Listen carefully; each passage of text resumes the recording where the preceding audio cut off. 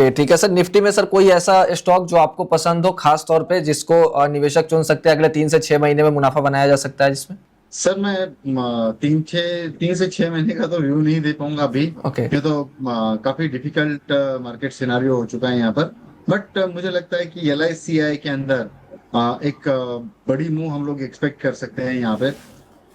मुझे लगता है कि 406 407 के करीब ये काउंटर फिलहाल ट्रेड करते हुए नजर आ रहा है।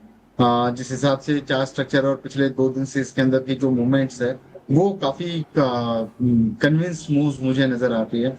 मुझे लगता है ये काउंटर 445 तक, रुपीज 445 तक जाने के लिए तैयार है। अब आप इसे शॉर्ट टर्म की ट्रेड समझिए या एक स्विंग ट्रेड समझिए, लेकिन 2 से 3 महीने का व्यू थोड़ा सा डिफिकल्ट हो जाएगा जब तक okay. Geopolitical tensions ease off नहीं होते हैं या वो एस्केलेट अगर हो जाते हैं तो इन टारगेट्स का कोई मतलब नहीं रहेगा वहां पर। तो मुझे लगता है कि एक 10% की एक डिसेंट मूव एक्सपेक्ट कर सकते हैं एल आई सी आई।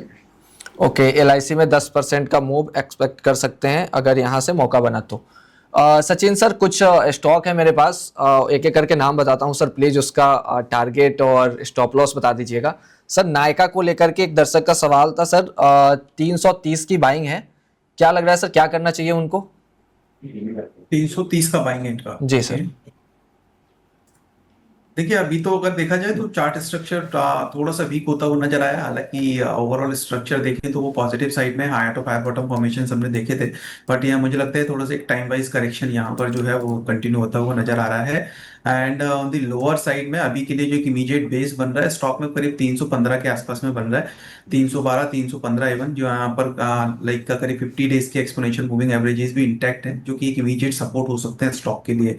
तो मेरे हिसाब से करंट मार्केट प्राइस से स्लाइड और डिप एक्सपेक्टेड है 312 से 315 के आसपास में। अगर चाहें तो वहां पर एक बार एवरेज आउट के बारे में सोच सकते हैं, और अगर सेम पोजीशंस को ही कंटिन्यू करना चाहते हैं तो होल्ड बिल्कुल रख सकते हैं। लोअर साइड में स्टॉप लॉस 305 का मेंटेन करने की सलाह हो। ओके।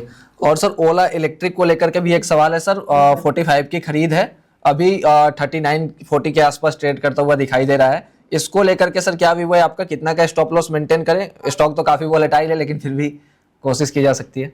वेल अभी के लिए इमीडिएट स्विंग लो का ही एक स्टॉप लॉस सजेस्ट करूंगा, जो कि करीब 36 के अराउंड है। मेरे हिसाब से 36 के स्टॉप लॉस के साथ में वेट किया जा सकता है। ऑन दी हायर साइड में जो रेजिस्टेंस अभी बन रहा है वो एक इमीडिएट लेवल बन रहा है करीब 41 42 के आसपास में। मुझे लगता है जैसे ये लेवल सरपास होते हैं पॉसिबिलिटीज बनेगी 48 टू 50 तक के लेवल्स को चेस करने की।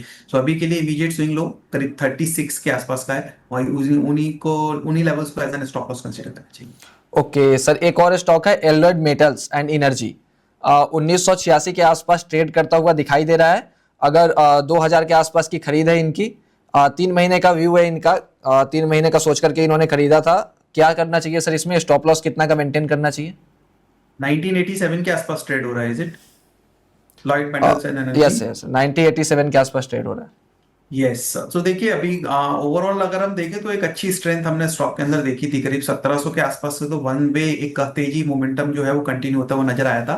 बट प्रायर ट्रेडिंग सेशंस पे एक रिवर्सल साइन स्टॉक में देखने को मिला है। ऑन द टॉप पे स्टॉक ने जो है एक बेयरिश इंगल्फिंग पैटर्न फॉर्म किया, और उसका एक कंफर्मेशन आज हमें देखने को मिल रहा है। यहाँ पे हम देख रहे हैं कि स्टॉक करीब 3% के आसपास का एक डिक्लाइन दिखा रहा है। ये जो इतना बड़ा अपमूव जो दिया था उसके बाद में एक प्रॉफिट बुकिंग जो है वो स्टॉक में एक नजर आ रही है, और जिसके चलते ये डिक्लाइन कंटिन्यू होते हुए नजर आ रहे हैं। अभी के लिए हमें लग रहा है कि एक इमीडिएट बेस स्टॉक का अराउंड 1900 के आसपास में हो सकता है। पॉसिबली करीब 1910 तक स्टॉक के अंदर ये डिप कंटिन्यू होती हुई दिखाई दे सकती है।